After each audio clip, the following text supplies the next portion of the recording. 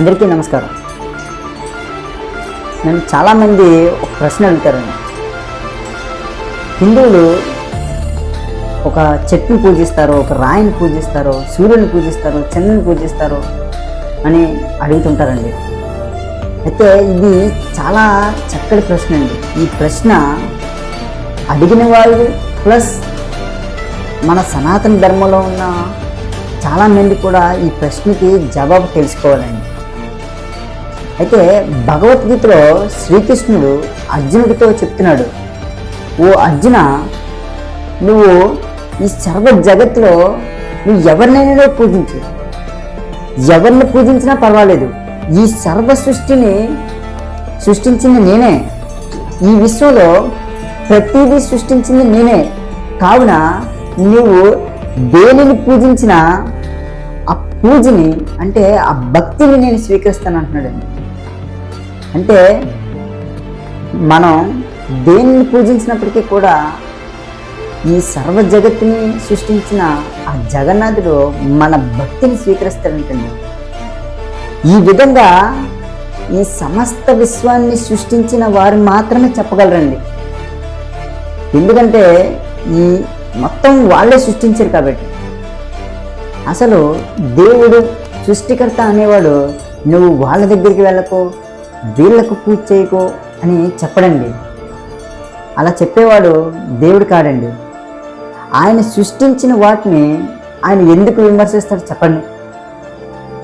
అసలు దేవుడు సృష్టించిన వీటన్నింటికి ఎవరు భయపడతారో తెలుసా? దేవుడు సృష్టించిన చెట్లు అవచ్చు, ఈ సమస్త విశ్వంలో ఏదైనా కావచ్చు, వీటన్నింటినీ పూజించవద్దని ఎవరు భయపడతారో తెలుసా? వీటన్నింటినీ సృష్టించిన దేవునికి వ్యతిరేకంగా ప్రవర్తించినట్టు.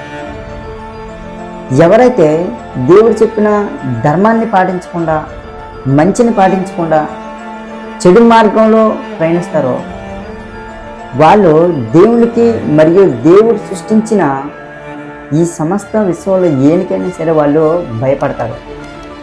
వాటితో పాటు బేతాత్మలు, దయ్యాలు, అసురులు వీళ్ళు భయపడతారు. ఎగ్జాంపుల్గా చెప్పాలంటే మహావతార్ నరసింహ చూశారు కదండి అందరూ. అందులో అసురులకి రాజైన ప్రహ్లాదుని తండ్రి హిరణ్యకశ్యపుడు ఏం చేశాడండి? తన కొడుకైన ప్రహ్లాదుడితో మహావిష్ణువుని పూజించొద్దు, నేనే దేవుణ్ణి, నన్నే పూజించు అని చెప్తాడు కదండి. చివరికి ఏమవుతాడండి? హిరణ్యకశ్యపుడు మహావిష్ణువు చేతిలో కుక్క చావు చేస్తాడండి. ఎవరైనా అంతేనండి. ఎవరైనా నేనే దేవుణ్ణి, నన్నే పూజించు అని అంటే ఎవరికైనా ఇటువంటి చావు తప్పదండి.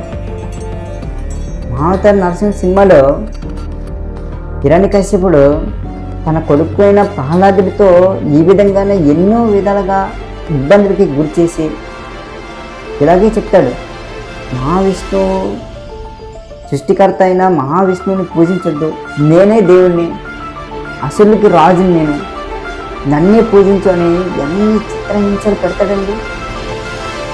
కానీ చివరికి అంతం జరిగింది కదండి. ఎవరైనా అంతేనండి. నేనే దేవుణ్ణి అని సృష్టికర్త అయిన దేవుణ్ణి విడిచి మనం అహంకారానికి పోయామనుకోండి, అటువంటి చావు తప్పదండి ఎవరికైనా. అందుకే ఎవరిని పూజించినా మన సనాతన ధర్మాన్ని నమ్మేవారు మాత్రం అందరినీ గౌరవిస్తారండి. ఎందుకంటే అన్నింటినీ సృష్టించింది మన సృష్టికర్త, మన దేవుడు కాబట్టి. ఒకవేళ భగవద్గీతలో శ్రీకృష్ణుడు అర్జునుడికి ఇది చెప్పకపోయి ఉంటే మన సనాతన ధర్మాన్ని ఆచరించే వాళ్ళందరూ కూడా ఇది పాటించకపోయినట్లయితే ఇప్పుడు బయట జరిగే సంఘటనలకి ఎలా ఉంటుందో తెలుసా అండి?